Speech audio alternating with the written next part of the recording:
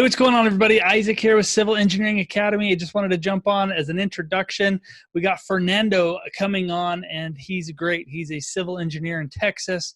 He is the host of Dealing with Life Stuff podcast, and he's a career coach. He does a lot of extra fun stuff, but he's very active in the community. He has leadership roles where he's at, and he's part of 3 different organizations. We're going to have a fun interview talking about his podcast and his journey into civil engineering. So it's all coming right up.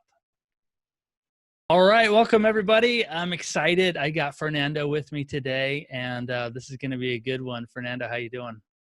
Pretty good. Thanks for the invitation. Hey, when we jumped on, we noticed we actually have the same shirt on. For those listening, you're just going to have to visualize that. But if you're watching this, it's pretty cool. Which means the typical engineer uniform. Yeah, man. We just think alike. That's crazy.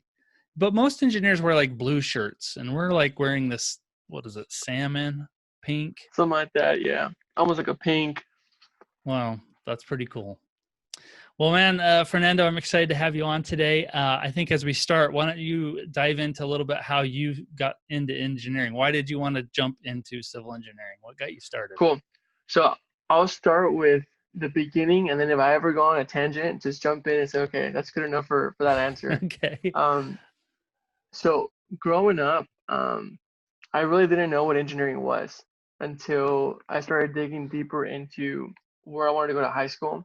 And so at my elementary years, I'm dyslexic. And so early on in the beginning, it was just a matter of, what can Fernando do? What is he good at? And reading wasn't one of them. It was this math and science was kind of what attracted me to, I guess, my studies. And the older I got, the more I started gravitating more towards the things that came natural to me, which is math and science, right? So once I was able to figure out my life as a kid, as far as being dyslexic and how I studied and how I learned, that kind of thing, fast forward to middle school, high school, I was fortunate enough to go to a high school that was engineering based. And so my whole curriculum in high school, it was an engineering magnet school. And so for my freshman year in school, they kind of gave me classes focused on engineering design. So I got my first look into AutoCAD, into Inventor, into SolidWorks. And so my first 4 years all 4 years of high school, I got a better idea of that. And so that's kind of where I figured out what engineering was. And then in addition to that, some of my homeworks was, if you were to pursue engineering, which one to pick? And I ended up with civil. So that's kind of one of the reasons why I went that way. That's awesome. I always hear the jokes about civil engineers and stuff, but I'm just like, man, it's a sweet, that's the one to go into. Yeah. I mean, it's also like the oldest one, right? And I think from the other perspective is, I don't know, from an altruistic perspective, it's the one that gives back the most to our communities. So all jokes aside, I think we make the biggest impact. And it's probably the least recognized until it's gone, Yeah. I like to say that the civil engineers are the offensive linemen of engineers. There you go. I like that. Well, that's cool. So that's a pretty cool story. And now fast forward to where are you today? What do you do? What do you practice? What's a typical day like? So I'm 6+ years into my career, almost 7 in January this coming month or this coming year. And what I do for a living, I work as a consultant for land development. I am an project engineer for Pape-Dawson Engineers, statewide firm in Texas. And the work that I do there is multifamily, commercial, industrial development. And so anything that's not single family work, that's kind of what I dive into. And so from a day-to-day perspective, it's coordinating with the architect, coordinating with the city, coordinating with the franchise utilities and with the clients, is trying to figure out, what we need to do in order to be able to make their project come to a reality, right? And so from a perspective of, day-to-day, it's a typical engineer's, workflow as far as, emails, coordination, meetings, but that's kind of the work that I do on a day-to-day. Okay. I'm curious, what do you like the most about it? And is there a favorite project that you've had to, that you've been a part of? I think the part that I like the most is the fast pace of commercial work, because I've done single family in the past and the project's timelines are kind of, they're longer. And so being in a fast paced environment and having to pick up the phone and coordinate with different people is probably my favorite part. Hmm. And then as far as like the favorite project, I would have to say is the schools that I've worked on, because I feel like that's probably the one that makes the biggest impact in the community. And also from a legacy standpoint, I get to point, to a school a few decades from now, to my kids or just to the people I'm with and say, you know what, I worked in that school. So I think that's pretty neat. That is pretty cool. I love that. That's a great reason why you want to be a civil engineer, I think. So that's pretty cool.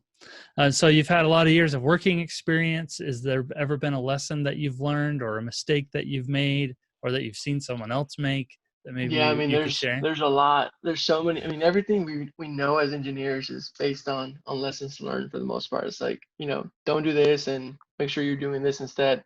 I think things that stand out is probably lack of communication early on in my years or early on in my career, or not knowing the right way of saying things through email and having things get, misunderstood.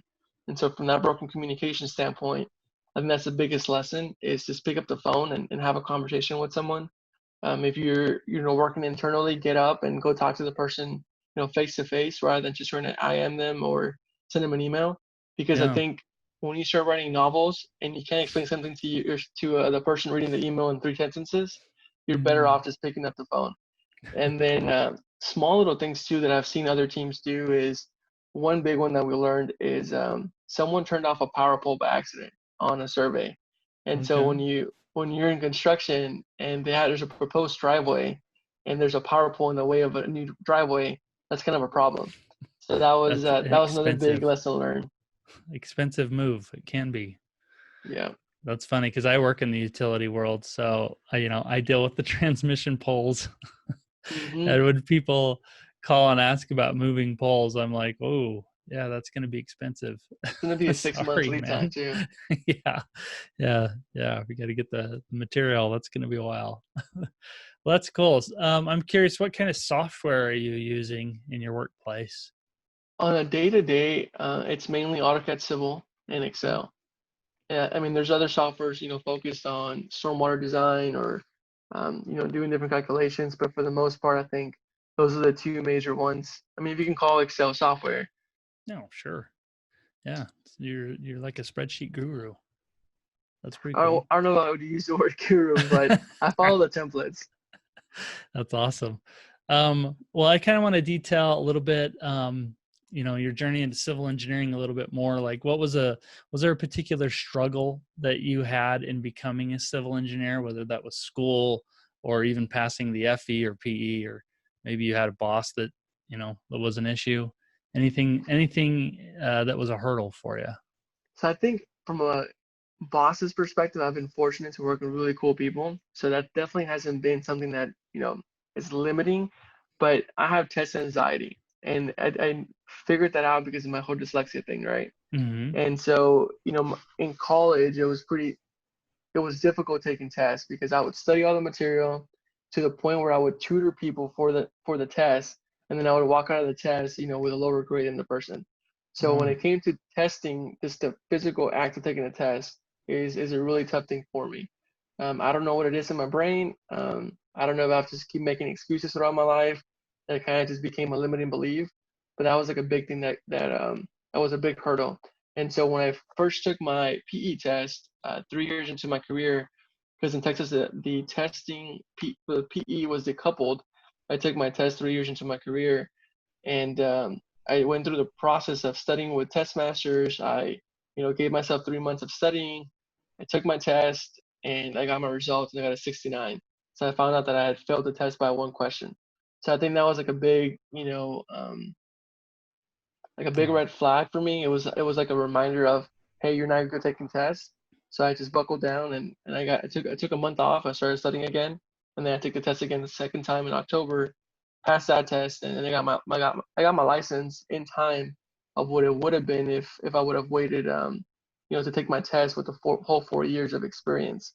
So all wow. in all, I didn't hold my career back as far as getting my PE license, but failing the test by a question, it was very it took a hit to my ego. Yeah, I've been in your shoes before, so I know that feeling. And when I took it, they mailed you the results and it took extra time before you got the letter.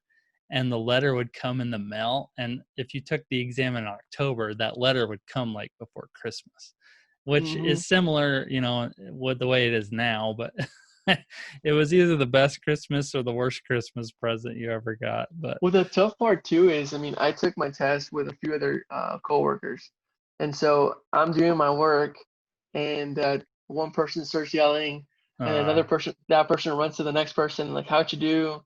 And they log in, and then the whole office at this point is seeing results, and they walk over to oh me, and I'm like, man, "Yeah, no, I didn't yeah. pass." Anyway, so man, so you have dyslexia. What advice could you give to other people that might struggle with test taking Don't in general? don't make it an excuse, I think. I Yeah. think it's very easy to fall into like for lack of a better term, like the victim mentality of saying, I'm never going to be successful because I have test anxiety or I'm dyslexic or whatever the case is. Um, enter excuse here type deal. And I Mm-hmm. think from that perspective, it's trying to figure out, take a step back and really understand from a perspective standpoint, how do you learn? How do you study? If this is unsuccessful, then what could be successful? And I think when you slow things down in that way, you're able to really understand what gives you the best ROI. And so for me, when I was studying the test for the first time, I really enjoyed going to the class and taking, because I made an expense to take classes with a tutor and a mentor and coaches and that kind of thing. But they also offered a virtual format of that same class. And so when I was studying for the first test, I remember that I enjoyed watching videos on certain material. Hmm. So the second time around, instead of taking time off at work to go to those classes, I decided to go into the virtual format. And so I would study the videos, I would pause them, I would rewind them, I would watch them again. And that was like the it factor, if you will. It Hmm. gave me a better edge on trying to really understand the material and understand how I learn, how I study. So I think trying to do things your way and then also being mindful of what works and what doesn't, and not just listening to everybody else's way of doing things and trying to fit into that mold. That's Wow, probably that's the great. best advice I can give. Yeah, that's great because I think there's a lot of people that struggle with the testing environment in general. It's a big test. People are already anxious about taking it. The quicker you realize everyone's in the same boat, and don't, like you said, don't be a victim. Try your I hardest, think and you can do it. the other thing too, like more from a tactical advice perspective, as far as taking the test itself, Hmm. I think the other thing for me too, the second time around was, quote unquote, removing my ego and not trying to solve every single question. So one thing I was told was read every single question and rank them one, two, and three. All of Mm. the ones that are really, really hard, or the ones that are easy, do a one. The ones that are medium, do a two. The ones that are really tough, do a three. Solve all your ones, solve all your twos, and if you have time, do your threes.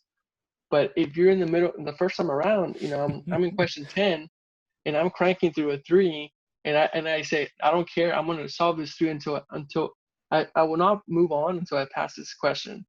Like you Yeah. just ate up 15, 30 minutes of your time and you stole time away from other questions. And so I Yeah. think that's a big one too, is from a time management standpoint, is removing yourself from the test and saying, I need to give every single question time. Yeah, I love that advice. Time management's a big deal on the exam, and people don't realize that until they're in it. And they Hmm. do get stuck on a problem for 10, 15 minutes, and you're like, crap, I just ate up a bunch of time. Yeah, I guess I'm guessing B on the last five. yeah, yeah. Well, that's cool. Great advice. Thanks for sharing that. I'm curious, what has been the best advice you've ever received, or just good advice in general? Um, Anything come to mind? so much things comes to mind. I'm trying to figure out like which one I should share, but I think the biggest one is the importance of mentorship. Uh, Okay. from a perspective of, I mean, you don't know what you don't know, and I think sometimes engineers are very shy and they're very introverted, and they kind of just put their head down, and it's a matter of, I was paid to do this job, I'm going to do my job, give me more problems, and I'll figure them out. They kind of sometimes, unfortunately, I've come across engineers that just put their head down for years and they're just expecting their companies to take care of them and they don't learn things outside of that. And so I think from a mentorship standpoint, If you're not finding people who can mentor you, who are 5 years ahead of you, 10 years ahead of you, 20 years ahead of you, you don't know where you're going. And you're going to come and wake up, 5 years from now and say, well, like, is this where my life really is? What could it have been different? And then they're going to start blaming other people. But I think that's probably the best advice is seeking mentors and seeking mentors who give you different perspective. And so, like for Mm, me, I have mentors who are really good financially, others who are really good with their relationships, others who are really good with business development. But I don't have like the one golden person that gives me everything. I have sure. people who are really good at one thing and not so good at others give me advice. That's cool. And what have I heard? You're like the average of the 5 people you hang out with or something like Hmm. that. So, finding good mentors and being around people that you want to be like, which includes like, people follow, you're reading good books, you're following people that you want to be like, or that you want to, follow in their footsteps. All those things kind of play a role into who you end up wanting to become. So that's good advice. I like that. And also getting the reps too, right? I Yeah. think, we want to get good at a certain skill set. Before we started, hit record, we were talking about storytelling on my part. And Hmm. I think the only way I'm going to get good at being a good storyteller is by getting the reps. That means, doing more podcasts, doing some more stuff like this. And I think some people want to get good at being a good leader, being a good manager. You're not going to get promoted and become a good manager or become a good leader. Like you have to have those qualities before you get that promotion. The Yep. reason you're getting a promotion is because you have those qualities already. And I think people need to be a little bit more proactive on trying to figure out, what do I need to learn in order to take the next step. That's great. That's fantastic. Yeah, I mean, I think all those are great points, what you're pointing out. Thanks for sharing that. I'm curious, has there been a personal habit that you've been able to do, or a habit you've fostered that really has helped you with the success in your career? I would say reading. I mean, you were sharing it a little minute ago. Reading books. I mean, everything I have back here, Yeah, um, look at that the personal bookshelf the personal development loaded. books, the business books. I mean, they just give you so much perspective. Listening to podcasts. I mean, I don't have a lot of people in my life in my personal network that I can just reach out to and learn from. But I think from a perspective of learning and consuming books and videos gives me a lot of perspective. So I would say investing 30 minutes to an hour every single day in my personal development, professional development is probably like the best habit that I've had Hmm, in the last 5 years. that's great. That's another great advice. Is there a particular book or something that has stood out in your mind? Something you've read recently The you could one share? big book that stands out for me, I recently had a book club with it, is The Four Agreements by Don Hmm. Miguel Ruiz. It's a very elementary book. It's a very beginner book in the personal development space, and it has very simple principles. Some of the people when they first start reading the book, they say it's a little bit woo woo, and it's just not for them. But I think that if you can get through the book and, Mm, and really take a step back and understand where the guy is coming from, it's very practical advice. that's awesome. It reminded me of a book I read a little bit ago. I think it's called The Magic of Thinking Big. And it's kind of, you know, it's kind of basic, but I love how this guy tells stories and he teaches you to think bigger than you think you could. And it Hmm. really pushed me to like think in different ways than I have. So that's a good one too. So we'll link those for people if they want to check those out later. They can check that out. So tell me about what you're doing now. I know you started a podcast. What's that about? Yeah, so the podcast is named Dealing with Life Stuff. Uh It's huh. me and my co-host, and we started the podcast July of last year. So it's a little bit over a year.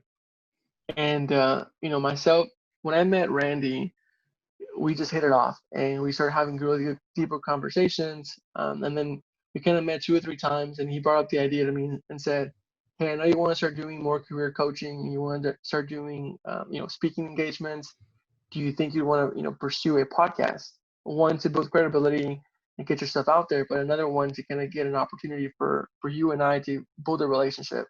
So I said, yeah, let's go ahead and do it. So we started the podcast with the intention of having a targeted audience being young professionals or just students who are still in college trying to figure out what the next steps is in their life. And so kind of the framework of the podcast is focused on philosophy, career, and life, and just trying to understand how to navigate life from a perspective of two millennials in the real estate industry, right? He is a Sweet. broker and I am a civil engineer. And so we have different perspectives from that standpoint. And I think we've also experienced, both of us, we've had to grow up really fast in our lives. You Yeah. know, he lost both of his parents in college. I lost my dad in college. We grew up in somewhat different I guess beginnings. I grew up very humble beginnings, divorced parents, raised below the poverty line, raised in one of the poorest cities in the country. Mm. You know, Spanish is my first language, minority, that kind of thing. And so navigating the world as being a first generation American, first generation college graduate has gives you so much perspective.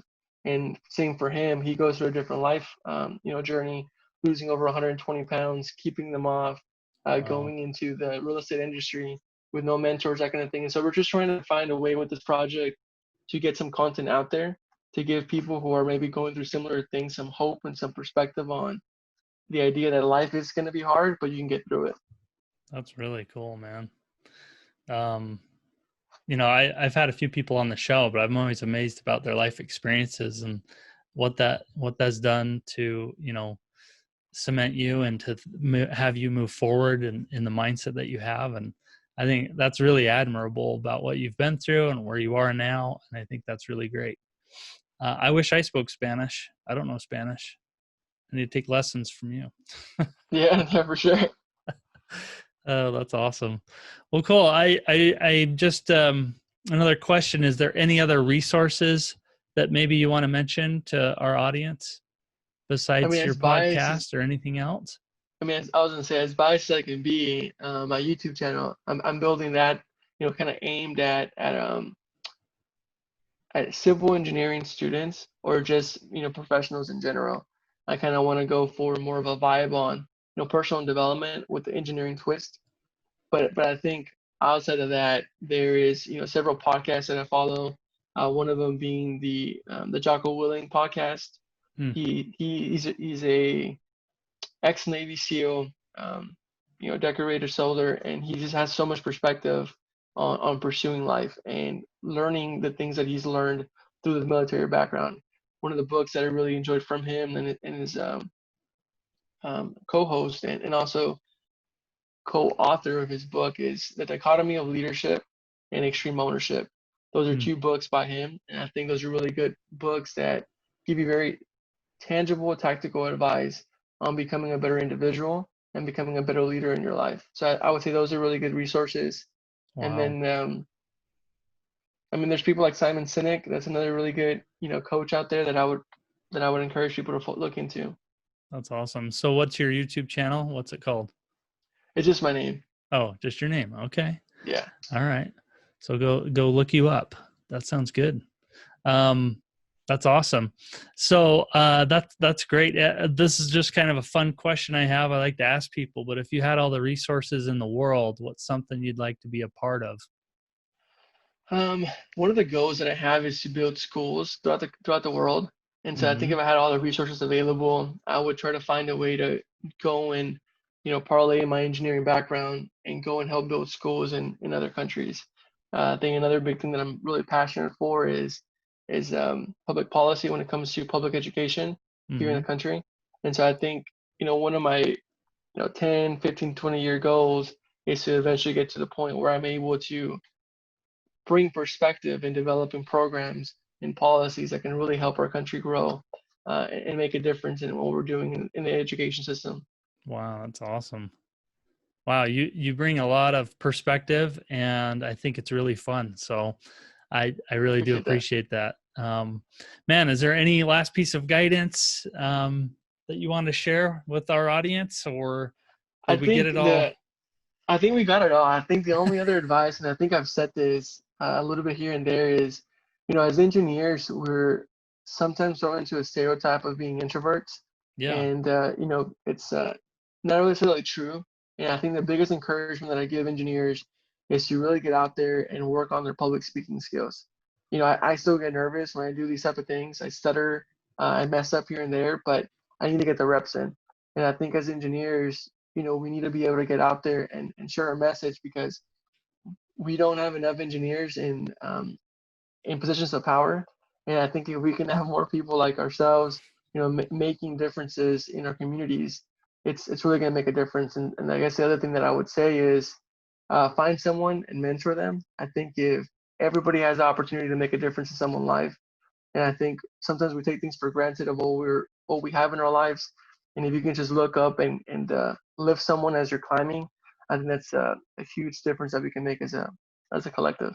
I love that advice. I looked at just looking at my own career, and I've brought my brother on board, but I probably wouldn't have gotten into civil engineering had I not seen what he was doing and kind of followed that route. And that's kind of how I started in civil engineering. In fact, I had two brothers. One of them just graduated with a business degree, and we had, it was like what was it? It was like we had a recession or something that was going on. He couldn't find a job, or the jobs that he was finding were pretty crappy. And so, and then I had another brother that graduated in engineering. He was a civil engineer, and I saw he had a very stable, steady job, and he was doing pretty well, And so at the time I had started school, that's kind of the route I went. And so I feel like maybe he was a bit of a mentor for me. And now I'm in a position where, I've started Civil Engineering Academy, and I've wanted that to help other people, try to pass it on to the next generation. So I love your advice. If you're in a spot where you feel comfortable where you're at, I think it's time to start looking at maybe reaching out to the person that's, just started, see if you can give them some pointers, things of that nature. So that's great advice. Cool. Is there, what's the best way for our audience to get a hold of you if they wanted to get a hold of you? So if they want to connect with me, they can connect with me on LinkedIn or Instagram. My handles for everything, for the most part, even my website, is FDO Ceballos, FDO being short for Fernando. And so they can just Google that, and they could probably find me in different platforms: Instagram, LinkedIn, Facebook, that kind of thing. Okay, Fernando Ceballos. Perfect. All right, man. Well, thanks for being on the show. I really appreciate it. Hope you're having a good time. It was really, I think you shared a lot of knowledge with us and a lot of tips, and I think it was awesome. So thank you for joining. Thanks again for the invitation, Isaac. All right. See you later. Take care. Bye.